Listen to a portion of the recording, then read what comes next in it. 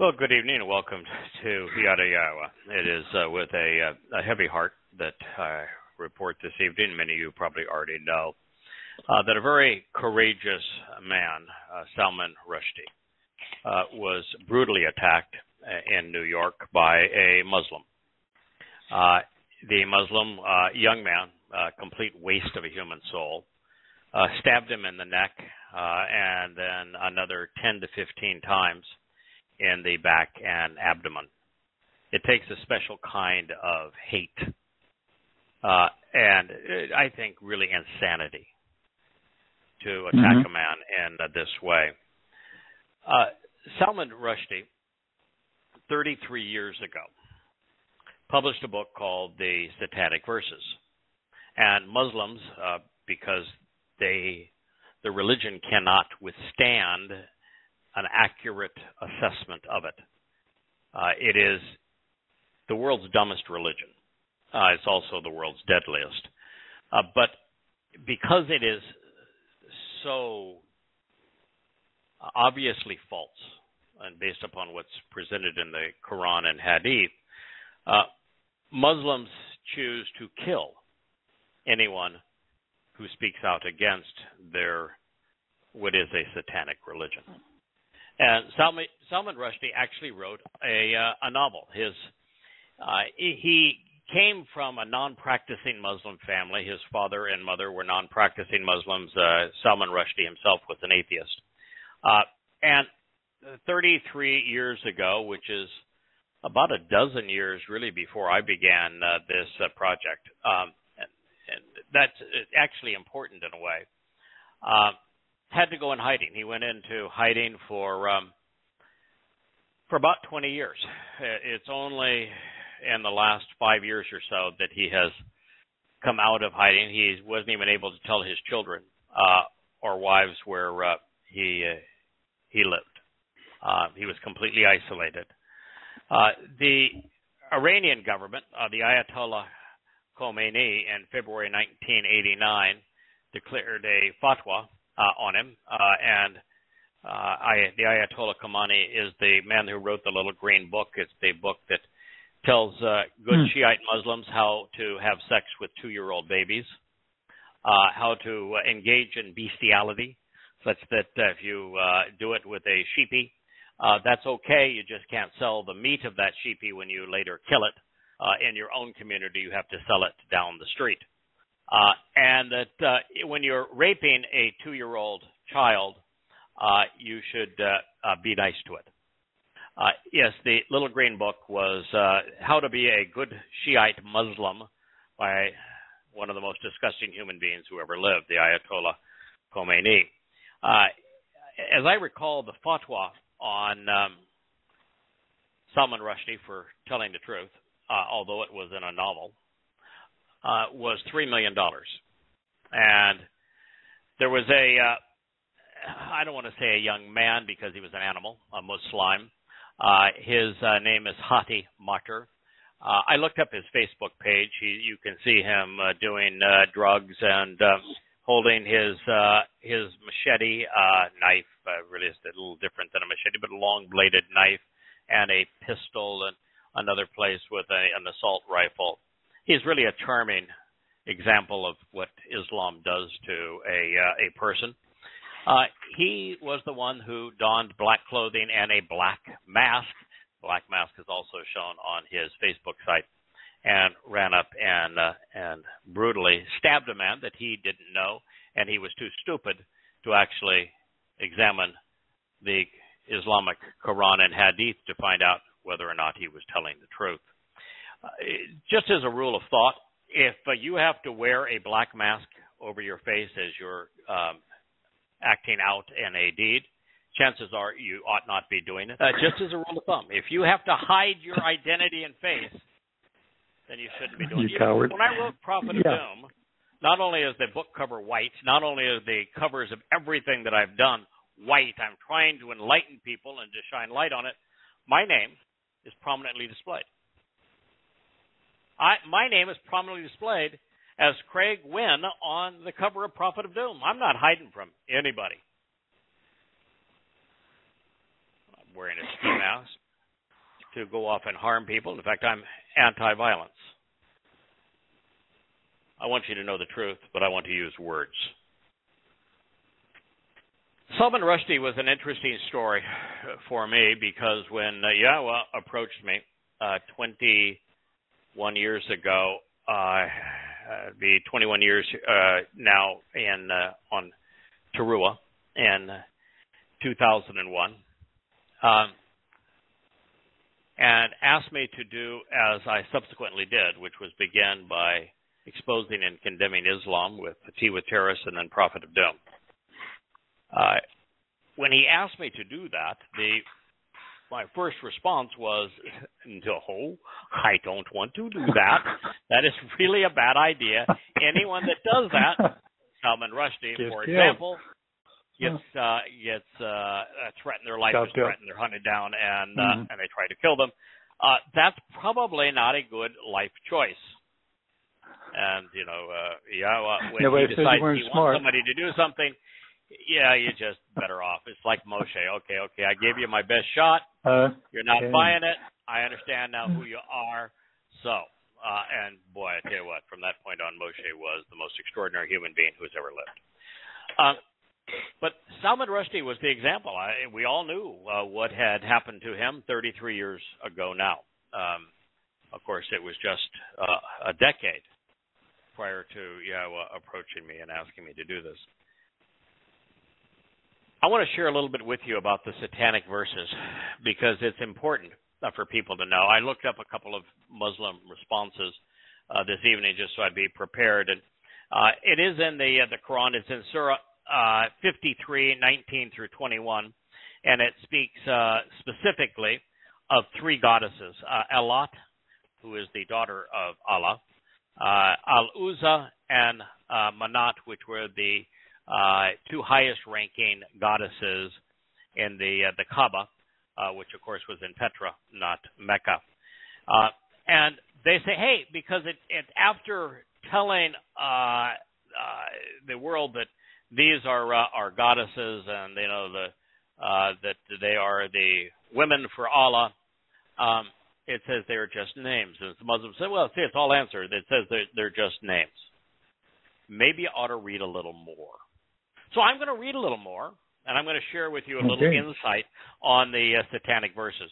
The story begins before this, but this will give you a good introduction. The Quraysh, which was Muhammad's tribe, promised Muhammad that they would give him so much wealth that he would become the richest man. Well, now it says Mecca. It was actually Petra. And that they would give him as many wives as he wanted, sex. And they would submit to his commands, power. They offered him sex, power, and money. What did he have to do? The Quraysh said, this is what we will give you, Muhammad, so long as you desist from reviling our gods and you no longer speak evil about our gods. The statement is in Tabari, volume 6, page 106, as it was translated and published by the State University of New York. The Quraysh said, this is what we'll give you, Muhammad. All you have to do is stop. Tabari, volume 6, page 107. If you will do so, we offer you something which will be to your advantage and to ours. It was, let's make a deal. You recognize our gods in the rock pile, Muhammad, and guess what? We'll give you sex, power, and money, because right now you're bad for business.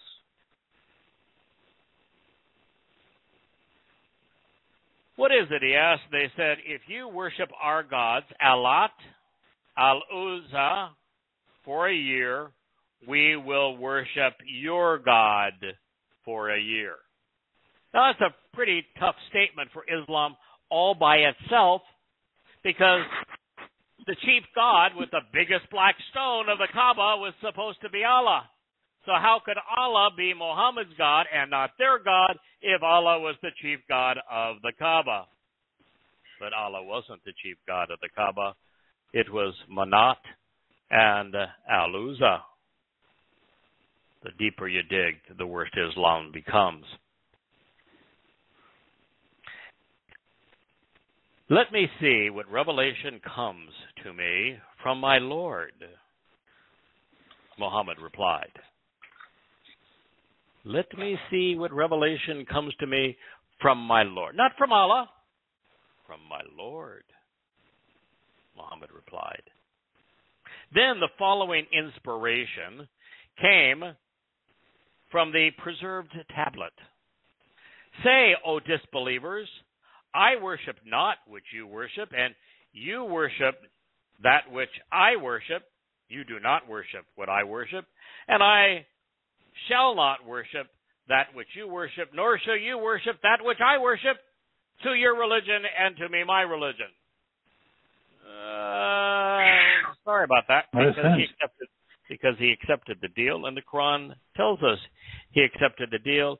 And oh, by the way, in the war of compulsion, he made certain that every Arab submit to Islam. He wasn't much of a prophet. So we next read, Satan cast a false revelation on the messenger of Allah's tongue. I don't ever read that occurring with Yashaya, Isaiah, or Hosea, or Yirmiyah, or Dod, or Moshe. Never did I read that Yahweh allowed Satan to cast a false prophecy on their tongue. But nonetheless, Allah is more charitable. The messenger was eager. This is Tabari, Volume 6, page 107 again. The messenger was eager for the welfare of his people and wished to effect reconciliation with them in whatever way he could. And it is he who wanted to find a way to do this. And what happens was as follows. So much for conviction. Ibn Muhammad Salama Muhammad ibn Ishaq Yazid bin Ziyad al-Madani Muhammad bin Ka'ab al-Qurazi is the isnad that leads into this particular hadith. We find it in Tabari, who was the first historian in Islam. He used Ishaq's Sirah, the biography of Muhammad, and additional material to put the first history together. It's the earliest and most authentic history of Muhammad's life. We find this also on page 165 of Ishaq's Sirah, as it was translated and published by Oxford Press. Muhammad saw that his tribe had turned on him and was pained to see them shunning the message that he had brought from Allah. So he longed for something that would reconcile his tribe to him. With his love for his tribe and his anxiety over this, it would have delighted him if the obstacle which had made his task so difficult could be removed. Oh yes, all we have to do is accept the gods and goddesses of the rock pile known as the Kaaba, and the obstacle is removed. Muhammad gets sex, power, and money. He is no longer harassed by the citizens of his community. So Muhammad debated with himself. I'm reading now from the Islamic Hadith. These are the oldest written accounts in the Islamic religion. So Muhammad debated with himself and fervently desired such an outcome. And Allah revealed, by the star, when it sets, your comrade does not err, nor is he deceived, nor does he speak out of his own desire. When he came to the words, have you thought about Alat, Al-Uzza, and Manat?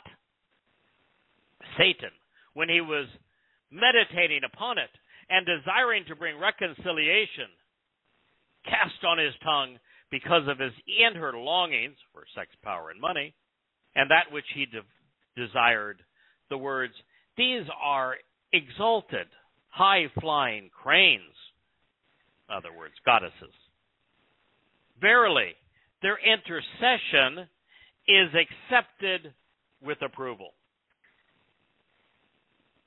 You can worship those goddesses. They can provide intercession to the black stone, Allah.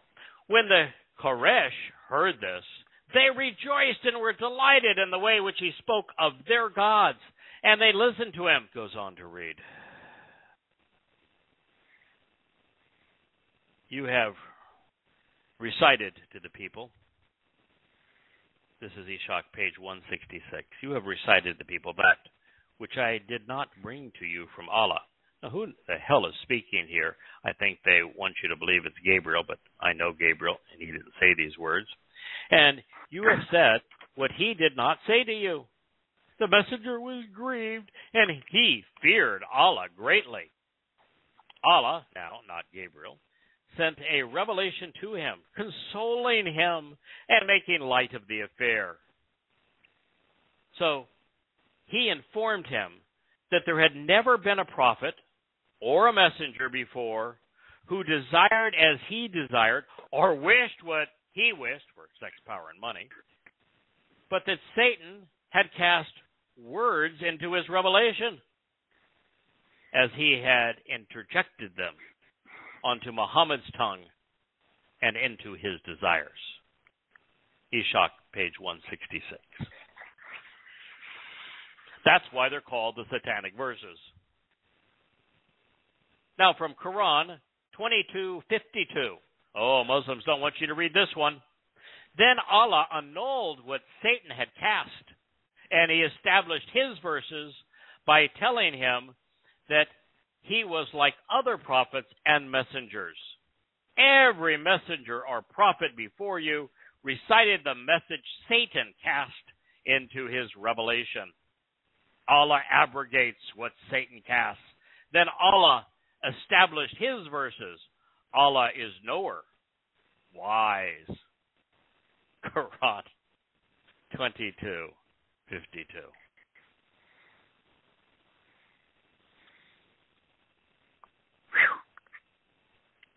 It is so disgustingly bad for a Muslim to go kill a man for writing about it. Says that he is a complete and utter ignoramus. An ignoramus to believe such drivel came from God, and then to kill a man from telling you what Allah told Muhammad. I don't care which way you want it. It is insane. You have to be less than human to read this history, which is the oldest credible sources ever written about Islam, including the statement of the Quran itself. And then to be offended by someone referring to the satanic verses, you are an ignoramus. Read the damn Quran. It's what it says. If you don't like what it says, stop being a Muslim. But don't go off and stab a man because he had the courage to tell you the truth.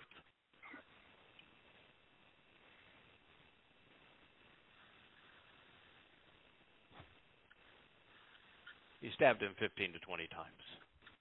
Mm-hmm. He's in surgery now. I hope he lives. I can tell you for certain, however, that there were two differences between Salman Rushdie and myself. The first is, this man did it as an atheist, which means he did not have God's protection or support. And second, he wrote a novelized account, and Prophet of Doom is a book I happen to be reading from that is 1,000 pages of citations from the 5 oldest Islamic sources. So I told the truth in an irrefutable way. And Salman Rushdie did the same, but from a point of view of writing it in the form of a novel.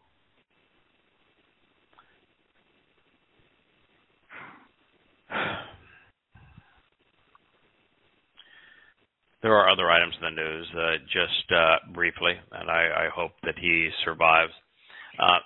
There were, and I think in 1989 in London, there were riots where I think 60-some people were killed by Muslims revolting against the satanic verses when, in fact, as I just shared with you, they're in the Quran.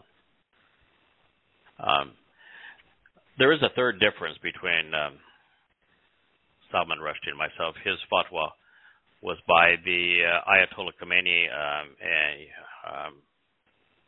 an Iranian leader and therefore a Shiite Muslim. Mine came from the Saudi Arabian regime and thus from Sunni Islam. But I also had a fatwa called against me. Other items in the news, you've probably heard how proud the officials were in Uvalde in their response to the boy that shot the children in the schools, and now that there is video of the cops sitting out in the hallway twiddling their thumbs for over an hour as the shooter murdered little boys and little girls as cops in riot gear and assault weapons did nothing. Now the authorities, the officials who had to deal with that, won't even answer the phone. They will no longer answer questions. They want to pretend like it didn't happen. This week, the FBI got a search warrant signed by a judge who was a federal magistrate judge. He'd just gone into becoming a judge. He'd been in private practice before. His prior list of clients happened to include who is the pedophile that had the pedophile island and the Lolita Express. That I know what you're talking about, but I can't remember. Yeah, but yes. He represented his employees, those who aided and abetted pedophilia. So he was a really honorable man. And they went to him to get the warrant signed, and it was, of course, Democratic congressmen that wanted it. And so the FBI raided the home of a former president. You want to guarantee that you only have slime buckets in office or men that are nearly dead like you have now? Well, treat your former presidents that way. They claim that Donald Trump had top secret documents. So what?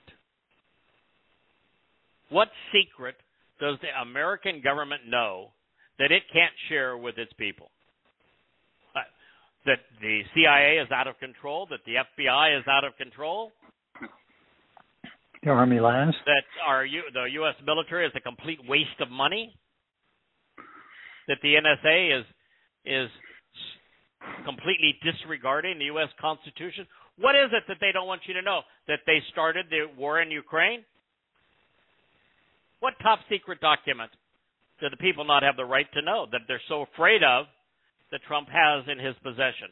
Oh, they say it was nuclear records. What? You think that Donald Trump is going to go build a nuclear bomb? You think Donald Trump, just for giggles, took the launch codes? No. I mean, this is so utterly insane. And what it does to the credibility of the United States, it's kind of like Israel, where they devour their own. And it's like every time Israel one of two things is true in Israel. Either all of the people not all, but most of the people who aspire to the Knesset and the prime ministership and Israel are scumbags, and therefore they are all sent to prison, or they just literally devour their own because they find it fun to turn on one another because the world has turned on them. I don't know which one of the two, but that is the mentality that happens when you do this. You know, if you're a Democrat and you can't deal with the fact that Trump won the election against Hillary Clinton, and there were serious problems with the next election, and you just are afraid of him and want to bury him, then use some rational arguments against him and stop this witch hunt. It is disgusting, and it is counterproductive. Yeah. And I'm not a Trump fan, man. I will tell you that Trump is better than what we have now. That doesn't make him good. Germany is in the news because they're holding a 50th year anniversary of the Palestinian murders of the I think it was 11 Israeli athletes at the Munich Olympic Games 1972. The reason that the families of those who were murdered are boycotting this event is because of how unresponsive and just unwilling to accept some degree of trying to make a bad situation right the German government had been. 11 families gunned down by Palestinians in Munich, Germany, under their watch. And you know what they offered the families? $5 million. $5 million. 11 families, $5 million. About $475,000. Sorry that while your son or daughter was here celebrating in a world athletic event, our security was so bad, and we really don't like Jews anyway, that some Palestinians who we now support came in and gunned them down and took their life. So bad. Bad on us. Here's $475,000. Go away. Oh, but they said, oh, you know, if you won't boycott us, you know, we're considering doubling that. But 50 years later, still, it's nothing. God, get your head out of your behind, Germany. There's reports now that the Gaza death toll of Muslims in Gaza is now 48. What they don't want to tell you, though, is that the majority of those who died in Gaza were killed by Palestinian Islamic Jihad. Either the rockets misfired and exploded when they were trying to set them off, or Israelis actually has pictures where they show the rockets launching from the center of Gaza, which of course was where the Israelis are going to counterattack and take out the launchers, but right from the going from the center of Gaza right back down into the center of Gaza. It was something in the range of 200 of the rockets that the Muslims fired landed in Gaza. And the one time that they were, the Jews, those terrible Jews, they killed our women and children. And there were women and children killed. And the Israeli government has actual pictures of them being killed because a Palestinian Islamic Jihad rocket exploded on takeoff. Allahu Akbar, Allah's a mouse. What are we going to do?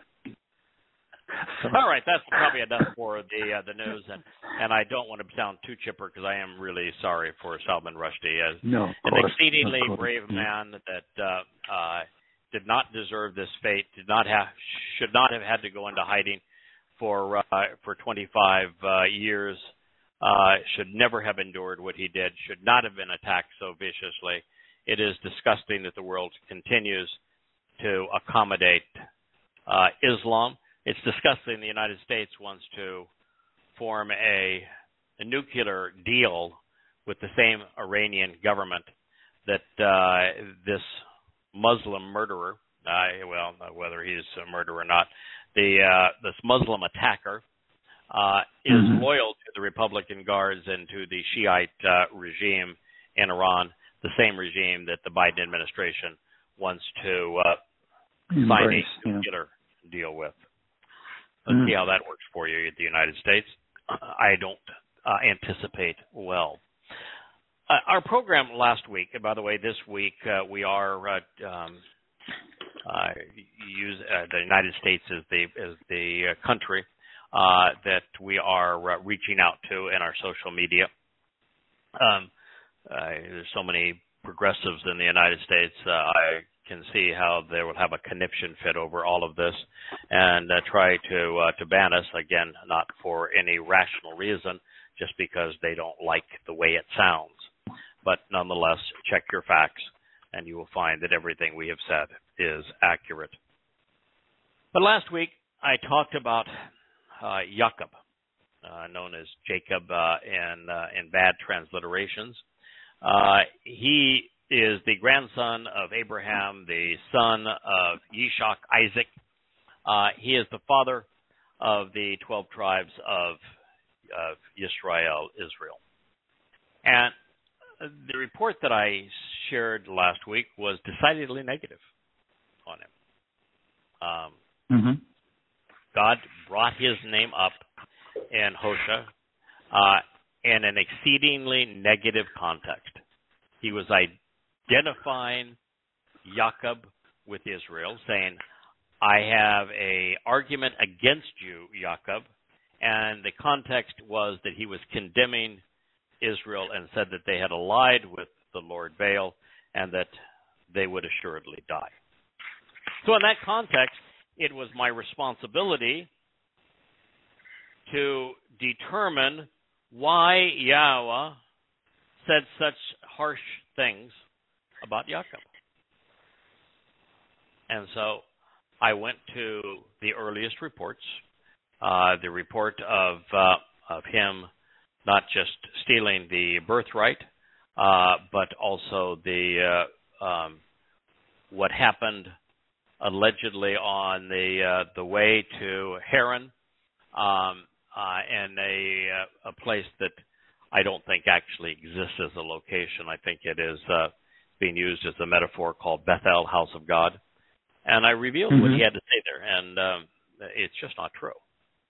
And then I revealed what happened when he wanted to reconcile with his brother Esau, who he had treated exceedingly badly, and he was cowering in his sandals. And I shared that story as well, where he wanted us to believe that he had wrestled with God and prevailed.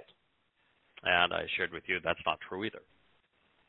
Now, the fact that this man had numerous negative episodes in his life does not make him a bad human being. God ended up loving him. But I will tell you that he was exceedingly troubled. His epitaph to Pharaoh is one of the great heartbreaks of all time. Pharaoh just simply said, "How old are you?" And after saying 130 years, he said, "I have lived an exceedingly evil life, and I do not measure up in any way to my fathers." Now, if I thought that about myself, I'm not telling the king of a land that I'm seeking asylum in because of a drought. I just not going there. If I had that dark a past, I'm trying to keep it to myself. So what would cause a man to say that is astounding, or for him to think that of himself. But that's how he assessed himself. Now, all of that said, I just want our listeners to know that there were many wonderful episodes in Jacob's life. He's a complex character. Every within Yah's story is a complex character. I mean, the only character I think that God tells us about where everything comes up roses, I mean, the man was always doing the right thing for the right reason, is Moshe. Now, Moshe is extraordinary, but everybody else is flawed in God's story, including Dod, whom he loves the most. Jacob is that way, and Jacob in this way represents Yisrael. God still loves Yisrael, and yet they disgust him. And almost everything in Jacob's life depicts what Yisrael would become.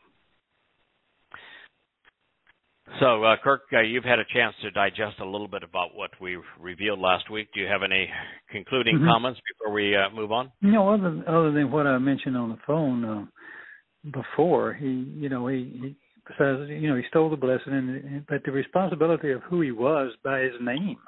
If you were to look at his pictographs, it's pretty straightforward. You start with a Yod, which is an authority and a power, and to do the work, to perform, to accomplish a task, to lift up, as in the family, to embrace Yahweh, to be safe and secure. All that's implied in Yod.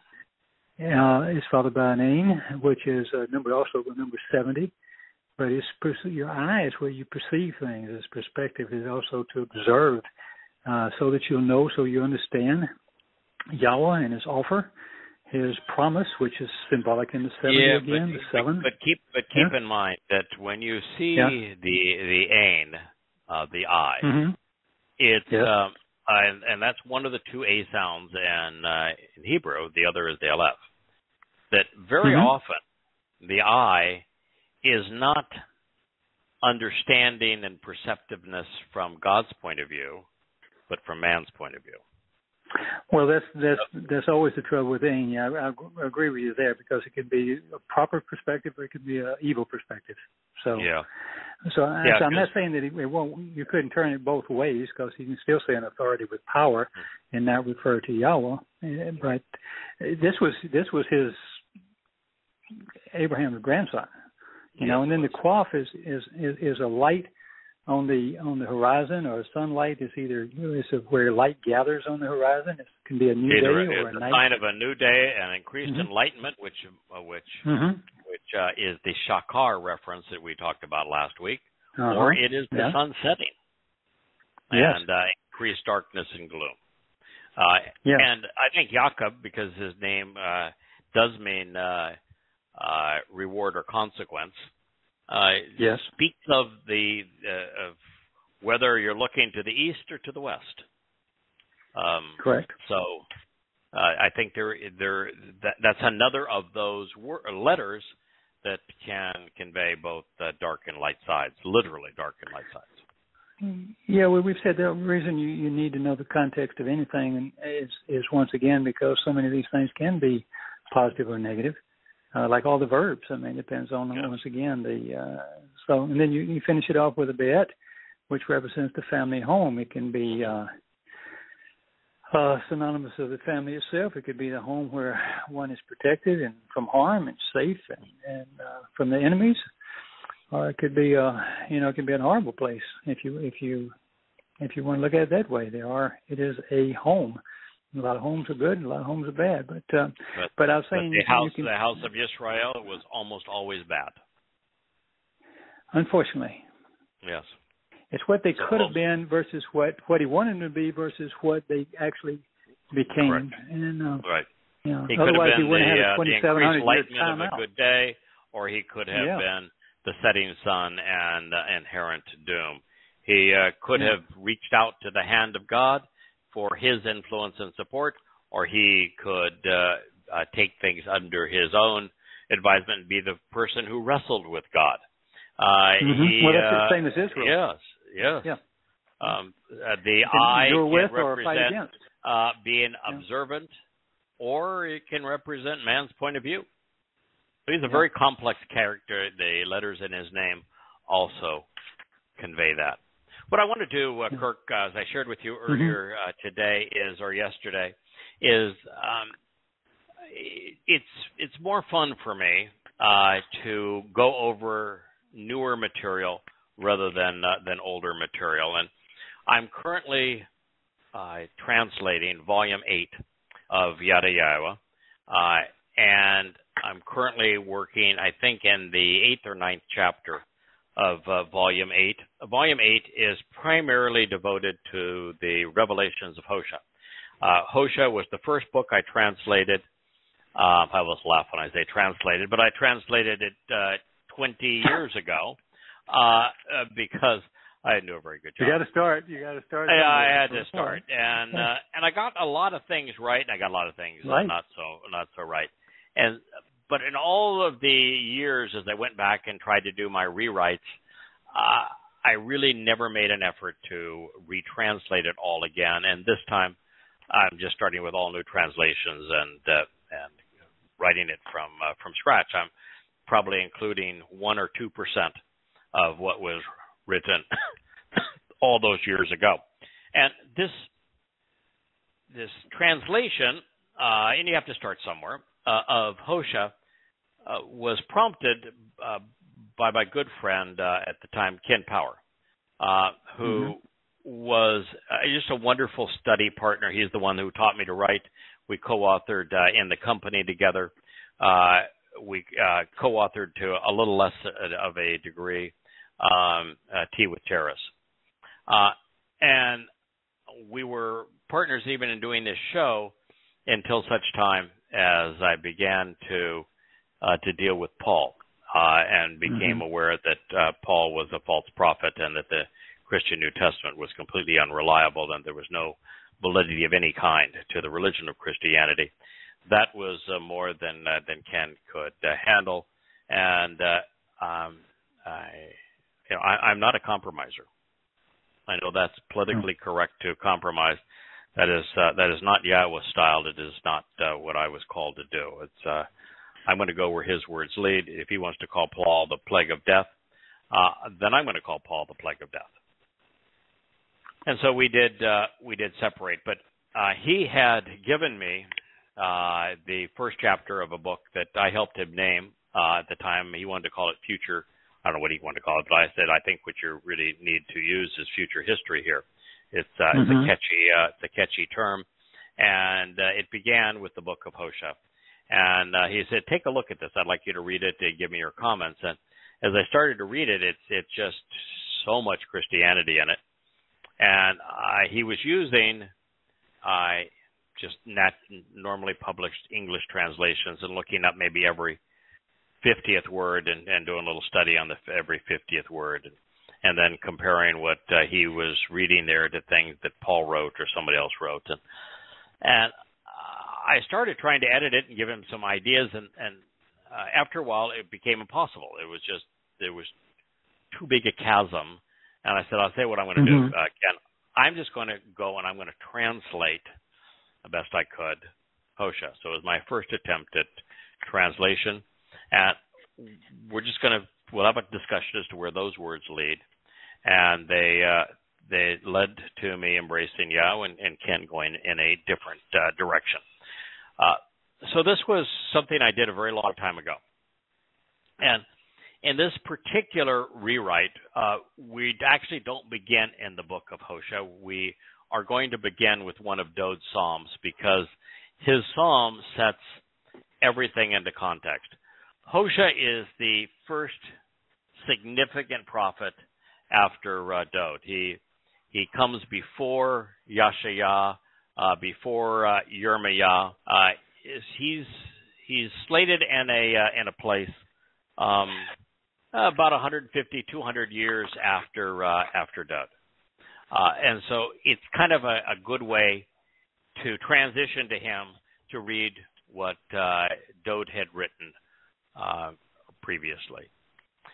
This particular chapter is entitled Caleb. Caleb is such a wonderful word in Hebrew. It's from kol. Kol in Hebrew means all, and leb. And leb is heart in Hebrew, but it's not used like we would use heart. So it's not all heart in the sense of all emotion, but Valentine's Day stuff. Yeah, Caleb would actually mean totally judgmental, because the leb, heart, in the ancient world and in this language was the seat of judgment, of being able to analyze evidence and reason, to survey your environment, and to make an intelligent deduction based upon what you have witnessed and seen. And the liver was the seat of emotion.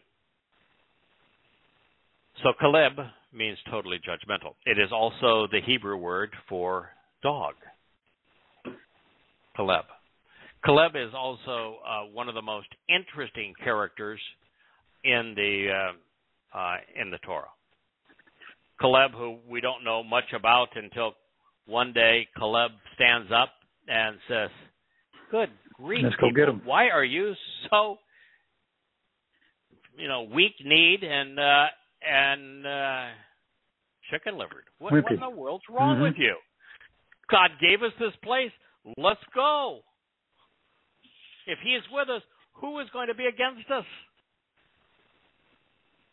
And, he and Yosha ben Nun, who doesn't really have much of a speaking role at this point, are the only two that stand up for let's go. All the rest actually tell Yahweh, not only don't we want to go there, we want to go back to Egypt and be slaves.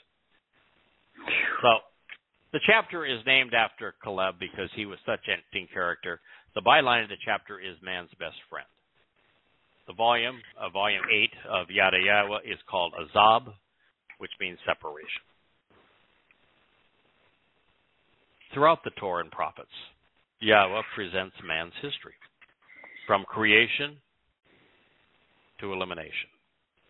It is a dramatic and gut-wrenching journey from Bereth to Azab, from relationship to separation. The river of life is quite serpentine. It travels from dawn to dusk through a twisting medley of raging rapids and clear, peaceful pools of reflection. Most float down this stream with their eyes closed so that they miss the tour guides along the way. And these tour guides are called prophets. They tell us what to expect around the next bend. In Dod's day, Yisrael was led through the quiet waters. Her stole was restored. 2 centuries later, during Hoshea's day, Yisrael was nearing the valley of the shadow of death. It lurked just downstream, according to Hoshea. Hoshea's name means he delivers, he liberates, and he saves. It is from Yatza, which conveys these thoughts. Salvation, though, Kirk, as we know, is a participatory endeavor. The beneficiary needs to be observant and to act upon the instructions and directions which are provided. A simple illustration is if you are in quicksand and I'm on solid ground and I have this lovely rope, and I tell you, when I toss the rope to you, reach up, grab it, wrap it around your arm tightly, and hold on with both hands, and I'll pull you out. And if you say, I don't want to do that, I want you to pull me out, but I don't want to have to pay attention to what you're doing. I don't want to be observant. I don't want to be responsive. I don't want to listen to your damn instructions. Who are you to tell me what to do? You can throw the rope. I can be willing to save you, but you're going to die. Well, that's kind of the way Yisrael was. Yep, and has been. It's the way it works.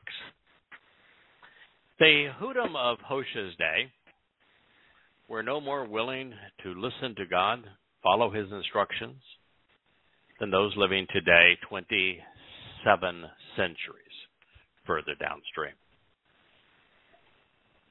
In fact, their response to Yahweh has been the same as was endured by Moshe during the Yatza Exodus. And that's something we're going to discover momentarily. And that makes Moshe's and Dod's and Hoshea's warnings relevant to us right now, especially to the religious. This known to properly set the stage for what Hoshea is going to reveal, and so that we come to appreciate what could have been, what should have been. I want to turn to the 81st Mizmor. It's a remarkable story, and it is the best introduction possible to Hoshea. Dod's song presents the saga from Yahweh's perspective, revealing what he intended. And it explains why and where his wayward children went wrong. It begins with a bit of poetic license. It was a song, after all. It begins, the approach to the enduring supervisor and everlasting leader, the preeminent conductor, is played out around the winepress of those who are gathered together and withdrawn. It's a lovely word picture, is it not? Mm-hmm. Mm-hmm. Sing for joy, God. Sing for joy to God. Those who wish to be strengthened and empowered by Him. Provide a clear and audible signal to approach the God of Jacob. Reward our consequence. The imagery portrayed by the psalmist speaks of Towrah. That's when the preeminent and eternal conductor will withdraw unto himself the covenant's children who have gathered around the winepress. And having been empowered and enriched by God, we're going to be singing for joy. And while all that are on the earth who remain will have the opportunity to hear the message that we have left behind. There is great joy in knowing that we are made immortal, that we're perfected, adopted, enriched, and empowered by God as a result of Pesach, Matzah, Bakodim, and Shabuah. This enables us to Ruah to provide a clear and loud signal on Towrah. Yahweh's troubadours can signal the way home, which passes through Kippurim, reconciliations, leading to Sukkah, camping out with God. The rhetoric and lyrics of the psalm continue. This is Mizmor Psalm 81:2. Lift up a song and produce and extend a tambourine, a pleasant sounding and beautiful stringed instrument, such as a lyre, along with a harp. Blow a horn during the renewed moon, a shofar during the full moon, for the day of our Chag festival feast. Mizmor Psalm 81:3.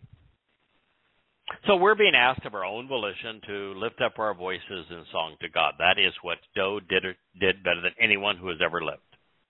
The instruments conveying the melody are a tambourine, a pleasant-sounding lyre, which, by the way, is played similarly to a guitar, and a harp. At the initial sighting of renewing light on the surface of the moon, especially at the start of the first and seventh months of the Hebrew calendar, God has asked us to blow a horn, sounding a trumpet, so that everyone within listening distance knows that in Abib, the first month of the year, Chag Matzah will commence in 14 days, bringing Pesach, Matzah, and Bakodim. And in the seventh month, the trumpet is announcing Teruah on the first day, leading to Kippurim on the 10th and Chag Sukkah on the 15th of the month. Now, recognizing that there is a full moon between the 15th and 16th days of the Hebrew month, we are to announce the arrival of Chag Matzah and Chag Sukkah using the ram's horn trumpet known as a shofar. 4 of Yahweh's 7 festival feasts occur during full moons. These include the combined spring celebration of Pesach, which is celebrated on the 13th night of the first month, which is the beginning of the 14th day. Unyeasted bread, beginning with Pesach and continuing for the next 7 days, and firstborn children, commencing on the 15th evening of the first month, which is beginning of the 16th day.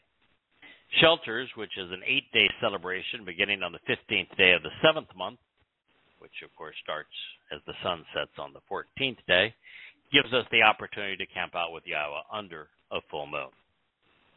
Cool. Yep. Now, and that the lunar cycle is 29.5 days, and recognizing that a new month begins with the first sign of expanding light on the moon's surface, these festivals, feasts, are perfectly timed to correspond to basking in our Heavenly Father's light, both day and night. It is only Towrah which stands completely apart. Trumpets is always observed on the first day of a Kodesh renewing month. And that means that our Ruah, robust, clear, and loud public proclamations consisting of a warning and a joyous message on how to approach God is conveyed to a world living in darkness, because we're inviting them to come into the light, God's light. The realization that there is this tiny sliver glowing upon the moon's surface on this day may also represent just how few people are part of the covenant. It could also be, and that our mission has been to fulfill Towrah, that flickering flax, that slightly glowing flame that Yahweh spoke of as it relates to his Bashar. Well, that is similar to this first emerging light on the moon's surface, just this tiny sliver, but it will grow. And it begins as a sliver and then expands. Good observation, I thought. Yeah. What follows is particularly insightful, I think. It affirms much of what we have come to conclude, and it tells us that the Mikra invitations to be called out and meet with God are not only prescriptions for living, they serve as the means to resolve the issues which would otherwise separate us from Yahweh. So this is Mizmor, Psalm 81:4. Indeed, this is a clearly communicated prescription for living, a choke for Yisrael, which can either mean individuals who engage and endure with God, or those who contend against the Almighty. This is the way to exercise good judgment regarding the means to justly resolve disputes. Misfat. This is the best, most informed, and rational way to decide after evaluation of all of the implications. Mitzvah is from my, to contemplate and assess, and shafat, judgment and decision-making. Shavat is the Hebrew word that is actually applied to those we would consider judges. There's only one way to God, following the path that is provided by the Moed Mikra, the eternal witnesses and restoring testimony of the invitations to be called out and meet. These occur during the Chag feasts, which tells you from God's point of view they are celebrations. As such, there's only one doorway to eternal life, a singular portal open to extend our lives, and it is open during the celebration of Passover. The means to redemption, to having all disputes resolved, the removal of the fungus of yeast, which represents religion, occurs on the Feast of Unyeasted Bread. The beneficiaries then of Pesach and Matzah are adopted into the covenant family. This occurs on Bakurim, which means firstborn children. And as God's children grow, they become enriched and empowered, emancipated and enlightened during Shabuah, the promise of the Shabbat.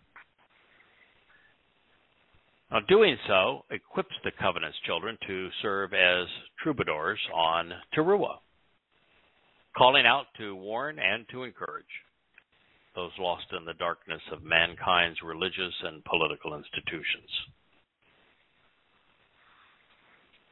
Those who are the descendants of Jacob, who listened to our warning and who availed themselves of God's redemptive message, are restored. They are brought covenant relationship with Yahweh during Kippurim, which, not so coincidentally, means reconciliations. And it's plural. So it's not just Yisrael being reconciled with Yahweh, it's also Yahudah being reconciled with Yahweh, and Yisrael and Yehudah becoming one again.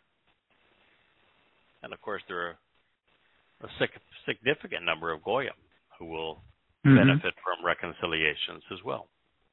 Although I think reconciliations is really designed for Yahweh's family. I think the Goyim who are going to be part of the covenant, most of the Goyim, like myself, yourself also, yes, Kirk, become covenant members long before even the fulfillment of Towrah, and long before the fulfillment of Kippurim in year 6000. Yeah. Now, as a result of all of this, we can approach God on sukkah, shelters, and camp out with our Heavenly Father for all eternity, beginning with a return to Gan Eden, the Garden of Eden, for 1,000 years here on earth. Now, that's the message being conveyed. This is Yahweh's prescription for living. This is the means that God has provided to resolve every dispute and reconcile his relationship with us. It's worth singing about. The Mizmor, which means song, and lyrics to be sung, continues with these words. It is an enduring and restoring witness, providing everlasting testimony, eduth, to understand by making the connections needed to comprehend the end. Yosef, which means Yahweh increases. Joseph, for those who prefer the corrupted transliteration, was placed and preserved, then he was withdrawn over the land of the crucibles of religious and political oppression, Mitzrayim. I had heard speech, Yahweh said, that I didn't recognize. So I removed the burden of forced labor from his shoulders. His hands were set free from the baskets carrying those loads within the cauldron. So the purpose, based upon this testimony from Dode, of Yahweh's eduth, enduring witness and restoring testimony, is for us to understand what God is offering and what he expects in return. His word does not change. It endures forever. And its purpose is to restore our relationship with him. Here it has been provided so that we might make the connections to appreciate how Joseph's life and experiences within Mitzrayim, which has been corrupted to Egypt, not by those living in Mitzrayim. They actually refer to their country as Mitzrah even to this day. Right. Help us understand the Moed Mikre. As the eldest son of Jacob and Rachel, Joseph was beloved, but his brothers, acting as they would throughout the millennia, betrayed him. They sold him into slavery, not unlike the effect of Judaism upon the brethren today. However, as would be the case with Moshe, Joseph was protected. He rose to a position of influence within Pharaoh's house. Then, after living a long and productive life, many examples of which exist even today to prove his influence on Egypt at the time that he was there. Mm-hmm. We find him reunited with his father. Thereafter, in the Yatza Exodus, Joseph's bones were withdrawn and carried back to the promised land. But it is that reconciliation with his father, Jacob, that proves so telling to what is going to happen with Yisrael 11 years from now. So during the ensuing 360 years, Joseph's extended family, the other descendants of Jacob, were enslaved. It was during this time that Yahweh heard lips he did not recognize because they were now estranged from him. And yet, in the end, God would intervene. He would remove this burden from the people freeing them from the cauldrons of oppression. And in the process of securing their release, Yahweh initiated the Mikre, beginning with Pesach and Matzah. So Mizmor song, Psalm 81:7 reads as follows. In trouble, you called out, Hara, and I rescued and withdrew you. I responded and answered you, Anah, within a veiled covering and with a thunderous shout. I discovered your nature and assessed your merit. At the waters of Meribah, contentious complaining. Pause now and reflect on this. Weighing this in the balance and then consider what was acquired and then rejected. Sometimes, Kirk, it's hard for me to remember when what I've talked about on this program when I've probably written in the last 2 months of my life the story of Meribah into chapters. So I'm not quite certain if I just wove them into the chapters or I talked about them on this program, but I think I did both. I think we've had a thorough discussion as to what happened at Meribah. Yes. And there, the children of Israel were really grumpy and said, the food's bad. Our friends stink. We don't like what we're doing here. Do we tell you the food's really bad and there's no water? And why in the heck did you invite us out here in this miserable place to die? And if we don't want to die here, why don't you just take us back to Mitzrayim? We want to go back there because we don't like where we are. We don't like you. We don't like your God. We don't like any of this. Grumble, grumble, grumble. And that's the waters of Meribah. And there is an episode there at the end where Moshe strikes the stone as opposed to speaking to it. Moshe had 2 of these episodes in his life. And you might say, why was I so glowing of him at the beginning of this program? And they had these 2 episodes. This is a guy that for 80 years put over his stuff. The worst a people could give him. And I say 80 years because 40 years before the Yatsa Exodus, he gave up all of the trappings of power and wealth in Egypt, where he was considered a son of Pharaoh, and he risked his life to prevent a Hebrew slave from being beaten to death. And when he did that, rather than the Hebrew saying, thank you, to see you stand up for us, what a wonderful and noble and courageous thing to do. They said, you're the guy that did that. We don't appreciate you telling us what we should do. You have no authority over us, and we're going to rat you out. That was 40 years before Yahweh asked him to return, where Yahweh, when he's asking to return, has nothing to do with what? Moshe not wanting to respond to God. It has, you want me to go back to those people? Why? Yeah. Why? I didn't just leave Pharaoh because I was disgusted by what they were doing. I left them too. Life is pretty good out here as a shepherd. I'm not going back for them. And them didn't change. Everything. Yeah. Them continued to bellyache. It didn't matter what God did for them. And understand, God could have taken them from Egypt to the promised land in a week. Maybe less. Mm-hmm. Could have been, kaboom, here you are. But why?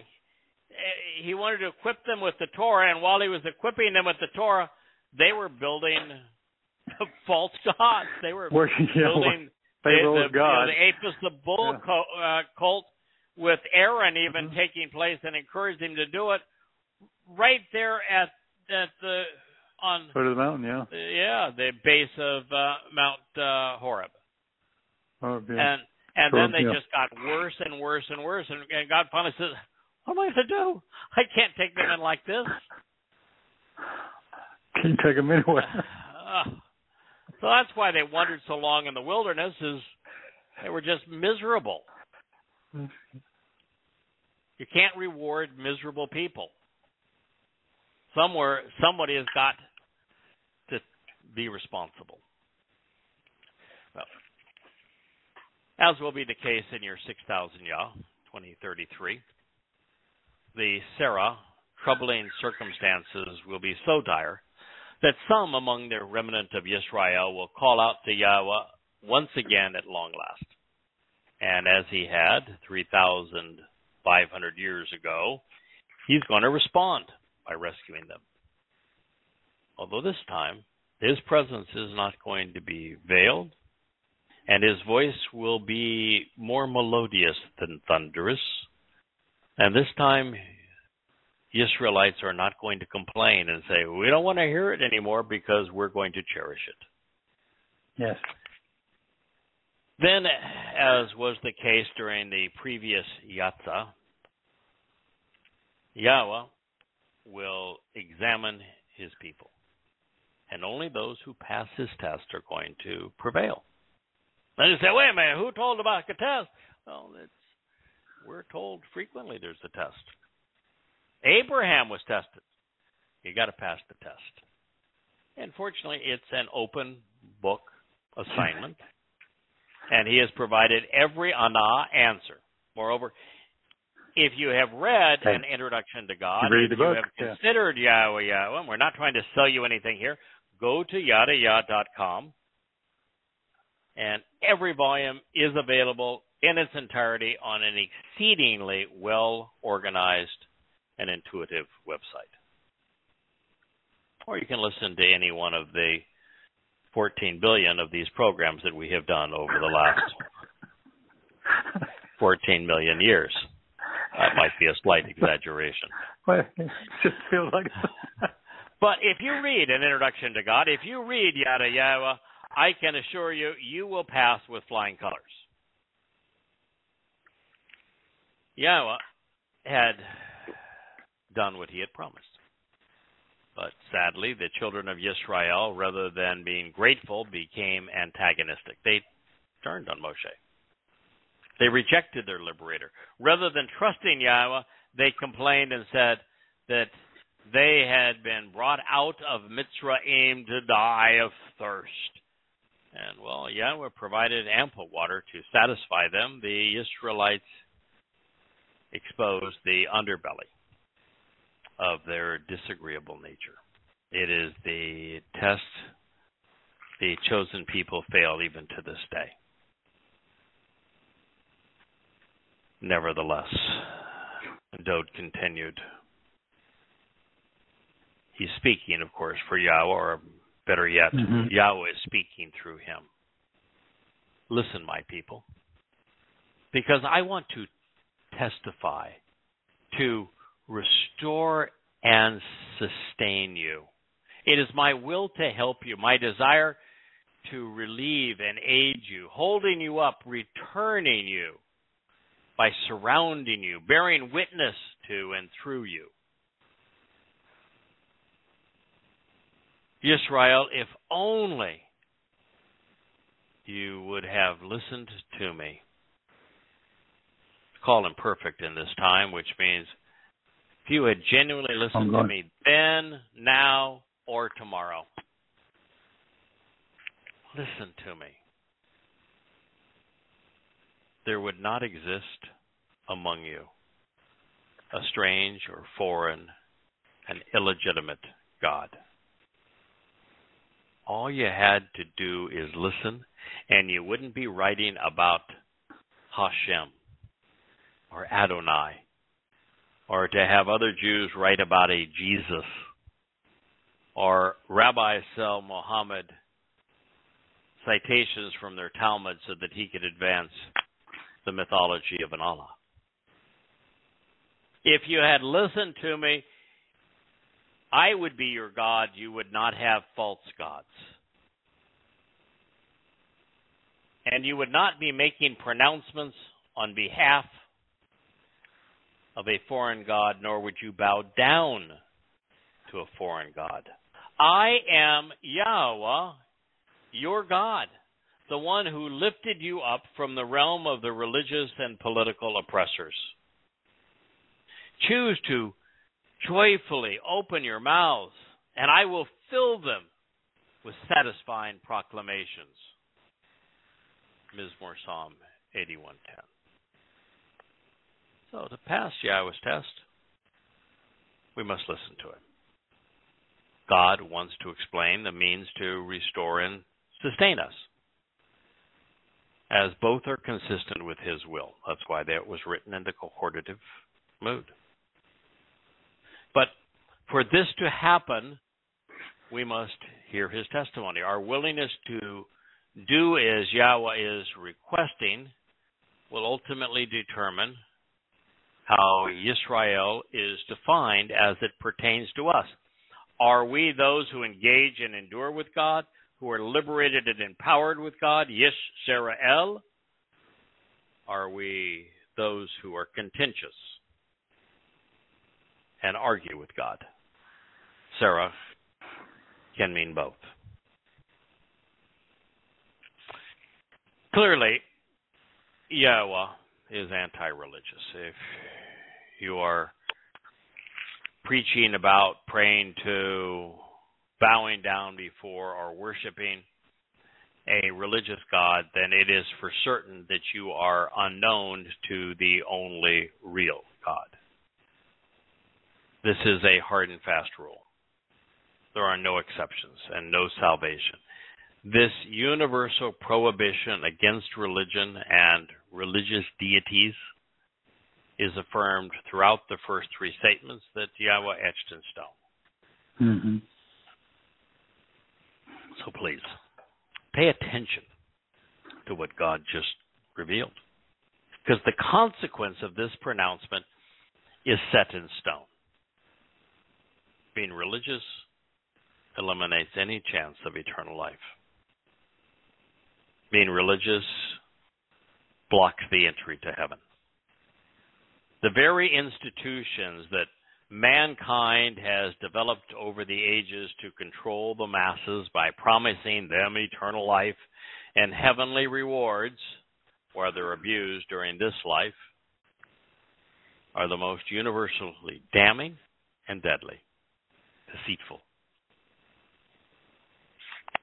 And that's why the lone prerequisite of the covenant is to walk away from national, religious, cultural, and familial influences, distancing oneself from this confusing babble. And every time I see babble, and it does mean to confound by intermixing, to confuse. It is also the Hebrew word for Babylon. It is how Bible would be written in Hebrew. BBL, Bible. Yeah. And it means with the Lord. And understand, the Lord is Satan. Yeah. He's the one that wants to control your life. He wants the one that wants to lord over you. He wants to own the souls of humankind. He wants to be worshipped as if he were God above the Most High. The Lord of religion, Satan. God, however, has just one name, Yahweh. His initial goal in our lives is to liberate us, not to control us, to free us, not lord over us. He wants to remove us from the subversive effects of religion and government. By liberating his children from Mitzrayim, God reinforced his overriding principle. If you want to see the difference between what Yahweh is offering and what man is offering, look at the Haredim. They're dressed for their own funeral. Every one of them looks exactly the same. Same ugly black hats, same stupid curly cues, same mourning suits. All of them look the same. Why? Because they're told this is how they must be, and they obey. They are controlled by the rabbis. I'm not controlled by anybody. I wear tropical shirts and drip dry shorts and a pair of flaps and a big smile. Wear whatever I want to wear. Eat whatever I want to eat. Drink whatever I want to drink. Talk to whomever I want to talk to. I am completely emancipated in the relationship I have with Yahweh, which is what He wants for everyone. And religion is exactly the opposite. They want total conformity and total control. When we listen to Yahweh, something marvelous happens. His words fill our mouth. We want to share what He has shared with us. We speak for Him by, communicating His witness, His restoring testimony. However, the children of Israel have ignored this advice. They much prefer to walk in their own counsel and decide, which, by the way, is the Babylonian Talmud. Yeah. But my people have not listened to the sound of my voice. And Israel has been unwilling to accept me. And so I let them go away. In the stubbornness and recalcitrance, the unyielding resistance and adversarial attitude, they continually walk in their own counsel, in their own customs, and in their own traditions. Mizmor Psalm 81, 11 and 12. There will be those who are listening perhaps for the first time and they say, wow, you are really railing against Jews, and you began by railing against Muslims, and you said some pretty derogatory things about Christianity. Yeah. You know, you're just a cynic. Why do you say these things? Because God said them. The only credible prophetic texts in the world are in the Torah, prophets, and Psalms, where Yahweh announced that He is God, and He proved His existence through these prophecies. And it is in Yahweh's voice that He says, my people have not listened. So if we're here telling you your problem is you're not listening to God, it's not our opinion. God Himself said, you have not listened to my voice. And in case you're wondering who He's talking to, and Yisrael has been unwilling to accept me. So when the religious Jews, because He's speaking to you Jews, say, we're worshiping our God, and we introduce a monotheism to the world, and we're praying to Him, and bull. It's not true. Your Hashem bears no resemblance whatsoever to Yahweh. You won't even say His name. Yisrael has rejected Yahweh. Not my opinion. That's what God Himself said. Dod, the King of Kings, the Messiah, the one who is returning with Yahweh, the most extraordinary life ever lived, the man that Yahweh said, He is my son, I am His father. Yahweh spoke to him, through him, and said, my people have not listened to the sound of my voice. And Yisrael has been unwilling to accept me, and so I let them go away.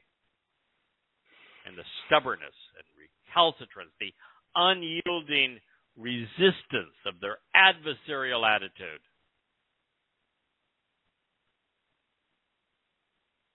Are you listening? What will it take for you to accept Yahweh's testimony over the testimony of the religious men and women who are lying to you? God says, Yisrael can own counsel, customs, and traditions. Yeah, it's called Judaism.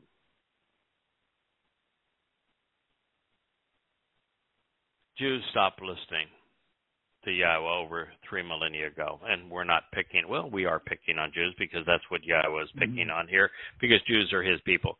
There's a difference. Muslims are wrong. Christians are wrong. Hindus are wrong. Yeah. And while there is no excuse for them having a New Testament that's rubbish, or a Quran because it's worse than trash, the difference between the misled and mistaken Christian, the misled and mistaken Muslim, and the misled and mistaken Jew is that Yahowah revealed himself to you. He gave you his Torah guidance in your language. He formed his covenant family relationship with you. And then when you got into trouble and were enslaved in Mitzrayim, he rescued you. He gave you a home in Israel. He offered you an inheritance where everything that is his, including the entire universe, he gave to you.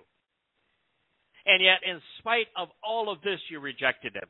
When he spoke to you, said, oh, no, that voice is too thunderous, it's too scary, we don't ever want to hear from you again. You didn't listen. You rejected him.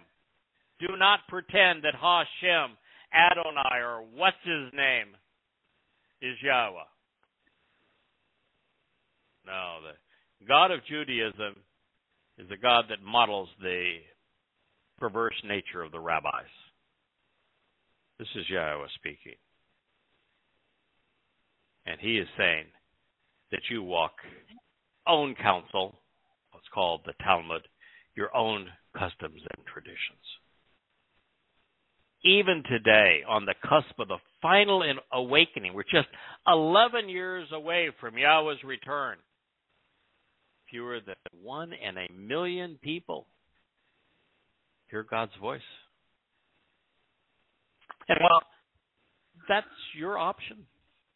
There's no penalty for failing to avail oneself of Yahowah's guidance. But this becomes a problem when the religious mislead millions by claiming otherwise. For example, there is a myth that Jews are Torah observant when they are universally Talmud observant, a book comprised of rabbinical arguments, pretending to be pious and devoted to their G-D. The Haredim are among the most anti-Semitic and belligerent toward Yahowah. And God knows it, which is why he has turned the tables on them by using halak, a derivation of which was corrupted by rabbis to depict halakha, Jewish law. Overwhelmingly, Jews prefer their own counsel, their own tradition, their own customs, and religion to God's voice. And that must change if there are to be more than a few score of Yehudim capitalizing on Kippurim. Now this is, Kirk, as you know, this is really personal to us. Calling, this is our mission, this is our life. We are here to yank the religion out of you, to cause you to say, my religion is as stupid as the religion was for the Muslim that stabbed Salman Rushdie for telling the truth. My religion is so bad that the most fundamentalist of the religious dress for their own funeral. They preclude access to information to keep the Haredim in a ghetto of ignorance. Somewhere along the way, you've got to say that that Jews started to be religious 3,000 years ago. And over that 3,000 years, nothing has changed. And look where it's led. It led to enslavement in Mitzrayim. Torture, yeah. It led Everything. to a miserable experience as Jews wanted to continue to be religious even during the Exodus in God's presence. It led to shaking in their sandals when God said, "Here you are. Finally, I'm letting you into the land." They said, "No, we want to go back to slavery." It continued as they lived in the land. It got horrible when they said, okay, we don't even want to be Torah observant anymore. We want to have a king that tells us what to do, like all those goyim over there, and they chose Shaul. Question him. In my resentment, I realized that I'd given you free will, so I let you have your king, but I couldn't endure it. I finally had to take him away. But since that time, look what's happened by being religious. The Assyrians, most brutal kingdom of ancient history, hauled 10 of the 12 tribes into obscurity. Then the Babylonians came for Yehudah, hauled them into slavery. And then the Romans with their brutal subjugation and ultimate destruction of the temple, turning the loot they confiscated from the temple and the slaves they hauled away into the Colosseum, the most decadent building man has ever built. The most disgusting. And the Romans would rename the land after Israel's long fallen foe. And then with rabbis aiding and abetting Muhammad, selling him Talmud recitals so that his dribbles elevated from the satanic verses to twisted and bastardized citations of Talmud readings. Muhammad would create a religion that was exceedingly anti-Semitic, and the Jews would endure that, all because they were religious. And was it not a rabbi that conceived Christianity in the second coming of Shaul? Question him. And after the Muslim assault, Jews in diaspora were abused by the Roman Catholic Church, treated as subhuman. And the more they adhered to their customs and to their religion, the worse it became. Then came the Nazis. And after the Nazis, the communists. After the communists, the progressives. And all of this is because Israel continues to be religious. Jews even refer to themselves as Jews as opposed to Yahudim, because they don't want to have anything to do with Yahweh. Yeah. So, for the last 3,000 years, Judaism has brought a living hell upon God's people. Why not give Yahweh a chance? Why not give up on the thing that has caused so much heartache? Listen to Yahweh instead of the rabbis. Life is so much better. Come back to him. He's got open arms. He's exceedingly welcoming. He will love to forgive and forget. All you have to do is accept the terms and conditions of the covenant, attend the Mikra, accept Yahweh by name for who he is, and you can be reconciled into his family. You'll be kept out of the time of Jacob's troubles as the world continues to devolve against Jews. It's a best offer ever made. Ever. Yeah. Yeah, you inherit eternal life. You are perfected. You're adopted into the Heavenly Father's family, giving a express ticket into heaven. Become a seven-dimensional being, infinite in time, able to explore the entire universe, camping out with the Creator forever, who will wrap his arms around you as your Father. Wow. Enrich you, empower you, enlighten you, emancipate you, reconciling his relationship with you, returning you to the conditions experienced in Eden. That's the offer. And all you have to do is to accept it, is to disassociate yourself from the religion that has been so corrupting. And for those who are listening who may be Jewish this evening and say, that's not fair, Judaism doesn't go back 3,000 years. Oh, yeah? Why don't you ask a rabbi the origins of the Talmud? Yeah. Won't they tell you? Won't they lie to you and said that the Talmud was given to the elders of Israel at the same time that the written Torah was given to Moshe? If you claim that your primary religious text goes back 3,400 years ago, I'm here to tell you, you got no excuse to pretend like, I'm sorry, Judaism is a more recent phenomenon. No. Jews have been religious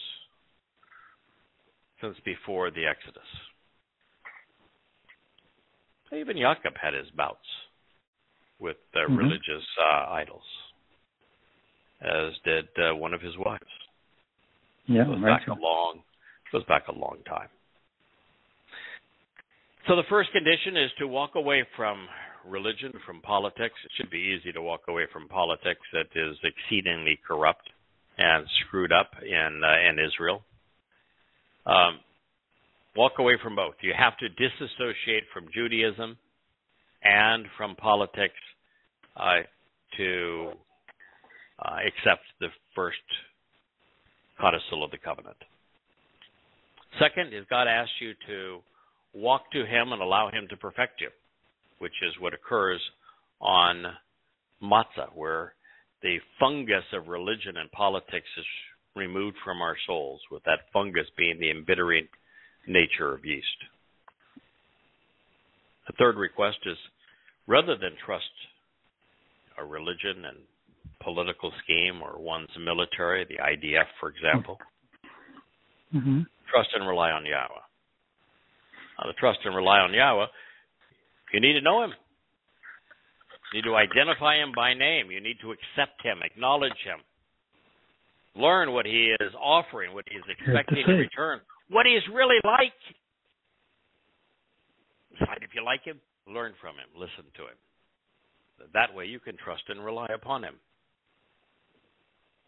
The fourth condition of the covenant, should you wish to be part of Yahweh's family, is to be observant, to closely examine and carefully consider these very terms and conditions, the mitzvah that we are discussing at this very moment, as they are presented in the open book test of the presentation of the covenant. And should you, for any reason, say, wow, this is too much for me to process, I need to think about it, go to the website, yadayah.com, and click on the book that reads family. It'll tell you everything you need to know about the covenant. And if you say, well, I don't want to jump right in, I kind of want to understand what are the oldest manuscripts, how do you know that you're translating these words correctly? Why you, why me? Then begin with words, volume 1 of an introduction to God. And then at any time you feel prepared, then jump ahead to the family, volume 3 of Yada Yahowah. The final and fifth condition to be part of the covenant is that mothers and fathers were asked to circumcise our sons on the 8th day to remind us to raise them to be part of Yahweh's covenant family. And if you are a man, you must be circumcised. You must have that part of your anatomy that is responsible for conceiving life remind you that you are a people set apart. Those are the 5 conditions of the covenant. And if you accept those 5 conditions, then you're welcomed into God's family. The benefits of the covenant are all provided by the first 4 Moed Mikre, all of which were fulfilled in year 4000 Yah, 33 CE. The benefits of the covenant are eternal life as a result of Passover, being perfected so that we can enter God's company, be comfortable in his company, feel comfortable sitting down next to him, listening to him, things that Jews have been exceedingly uncomfortable doing. But the reason we're so bold and so comfortable sharing the word of God is because we know that Yahweh sees us in his light. He sees us the way he saw Dode. So all the wonderful things that he had to offer with all the darkness eliminated by his light.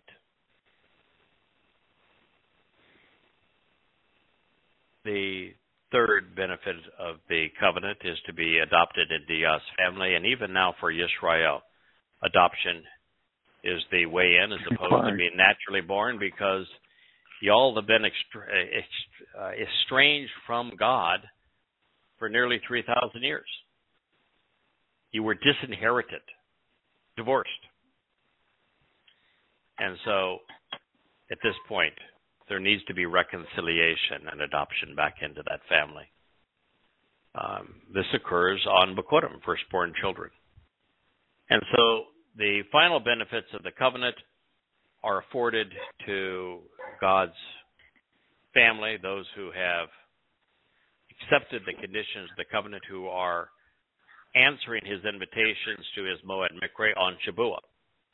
And on Shabuah, God enriches and empowers his children. He enlightens and emancipates those who are the beneficiaries of Pesach, Matzah, and Bikurim. Those are the first 4 Moed Mikre. They were fulfilled in year 4000 Yah, and they provide the benefits of the covenant. The next Moed Mikre is Teruah. That is our job. We're here to shout out the warning and to share the good news that Yahweh has provided a path home, that there are conditions of the covenant that we can accept, and that the benefits are wonderful. But to avail yourself of them, you must walk away from religion and politics. This leads then to the 6th of 7 Moed Mikre, to reconciliations, where Yahweh, in year 6000 Yah, October 2nd, 2033, will return with Dode and will be reconciling his relationship with the Israelites and Yahudim who embrace him, who accept him by name. And this leads to 1,000 years of camping out on earth as it's restored to the conditions in the Garden of Eden. This occurs on Sukkah, which is on a Shabat in 2033, October 7th. That's God's plan. That's his invitation. We hope to see you there. Well, we have run way past our time, Kirk. So I look forward to being with you next week. I know I gave you a short notice on the material we're going to go through. Okay. But we'll finish this chapter over the next few programs on the introduction to Hosea, and then we're going to start with every word, every statement of Hosea is a bullseye. It just goes right to the target of saying, Yisrael, you were my people, but I have estranged myself from you. I have divorced you because of your religion, but I'm offering you the opportunity to come back home. And it speaks to God's target audience, His people,